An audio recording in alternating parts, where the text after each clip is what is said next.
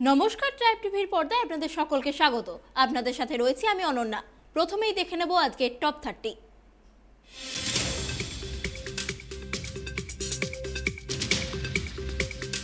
আরো বেশি জনসমর্থন আদায় করতে শুক্রবার থেকেই দেশজোড়া মিশনের সূচনা করলেন আপ সুপ্রিমো অরবিন্দ কেজরিওয়াল।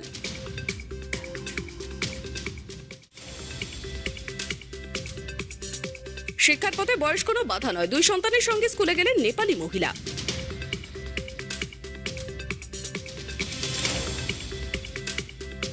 আমার মতো আপনারও একই অধিকার রয়েছে, বাংলাদেশের হিন্দু বাসিন্দাদের বিশেষ বার্তা প্রধানমন্ত্রী শেখ হাসিনার।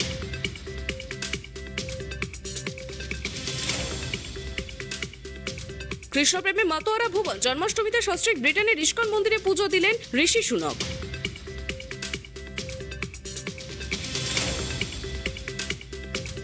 মনীষ সিসোদিয়ার বাড়িতে সিবিআই হানা, ঈশ্বরের ওপর ভরসা আছে দাবি কেজরিওয়ালের।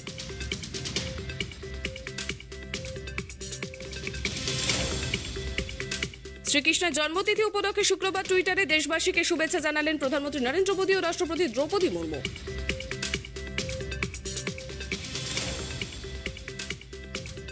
ভারত বাংলাদেশ সীমান্তবর্তী এলাকায় জঙ্গিদের গুলিতে প্রাণ গেল এক আধা সামরিক বাহিনী জওয়ানের।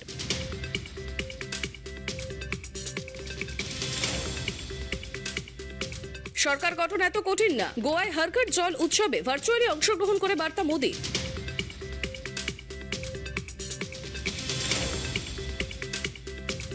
নিউ ইয়র্কের একটি মন্দিরের সামনে মহাত্মা গান্ধীর মূর্তি ভেঙে ফেলার অভিযোগ উঠল দুষ্কৃতীদের বিরুদ্ধে।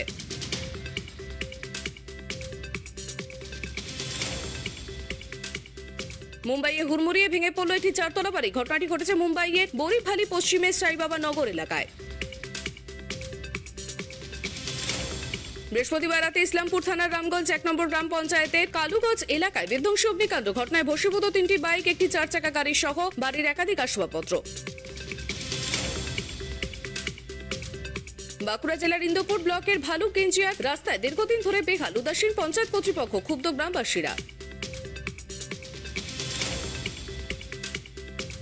বৃহস্পতিবার গভীর রাতে হলদিবাড়ি চা বাগানের বাংলোয় হাতির হানা, কয়েক লক্ষাধিক টাকার ক্ষতির অভিযোগ, আতঙ্কিত বাগান কর্তৃপক্ষ।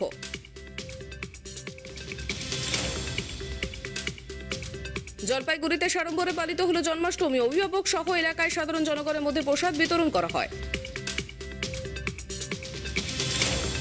মোবাইল ভিপিএন পরিবর্তন করে একাধিক গ্রাহক সেজে কাপড়ের অর্ডার দেওয়ায় সর্বশান্ত শান্তিপুরের 5 নতুন ব্যবসায়ী। স্বীকারোক্তি দোষীদের পাশে থাকার আশ্বাস ব্যবসায়িক সংগঠনের।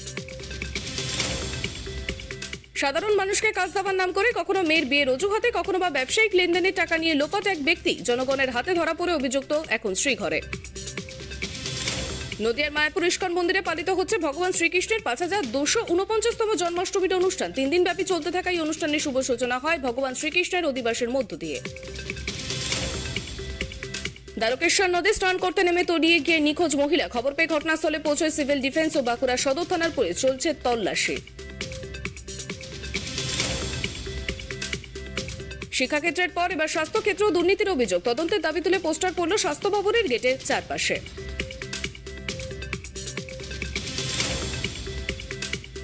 তৃণমূলের গোষ্ঠীদ্বন্দ্বে ফের উত্তপ্ত দত্তপুকুর। পঞ্চায়েত উপপ্রধানের স্বামী তথা এনটিটিইউসির নেতাকে লক্ষ্য করে বোমাবাজির অভিযোগ।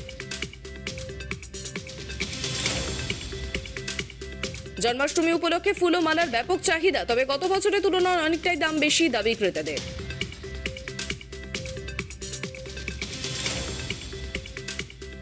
পশ্চিম মেদিনীপুর জেলার ঘাটালের বিদ্যাসাগর সেতু থেকে শিলাবতী নদীতে লাফ দিয়ে আত্মঘাতী এক মধ্যবয়স্ক মহিলা। তদন্তে ঘাটাল থানার পুলিশ। বৃহস্পতিবার গভীর রাতে প্রাচীন মন্দির থেকে দুঃসাহসিক চুরির ঘটনায় চাঞ্চল্য হাওড়ার ব্যাটরা থানা এলাকায়। প্রণামীর নগদ বাক্স এবং রূপো এবং সোনার গয়না মিলিয়ে প্রায় 2 লক্ষ টাকার চুরি। জন্মাষ্টমীর সকালে সোশ্যাল মিডিয়ায় নিজেদের শুভেচ্ছা বার্তা শেয়ার করলেন বলি তারকারা। অমিতাভ বচ্চন থেকে শুরু করে হেমা মালিনী, শিল্পা শেট্টি, সিদ্ধার্থ মালহোত্রা। উৎসবের বার্তা দিলেন সকলেই। ফের নতুন ছবি নিয়ে হাজির অক্ষয় কুমার। প্রকাশ্যে কাঠপুতলির টিজার। ছবিতে অক্ষয়ের পাশে দেখা যাবে রকুলপ্রীত সিংকে। ছবিটি ডিজনি হটস্টারে মুক্তি পাবে 2রা সেপ্টেম্বর। বিশ্বমঞ্চে ভারতীয় ফুটবলের মাথা উঁচু করলেন মনীষা কল্যাণ। ভারতের প্রথম ফুটবলার হিসেবে ইউএফএ চ্যাম্পিয়ন্স লিগে খেললেন তিনি।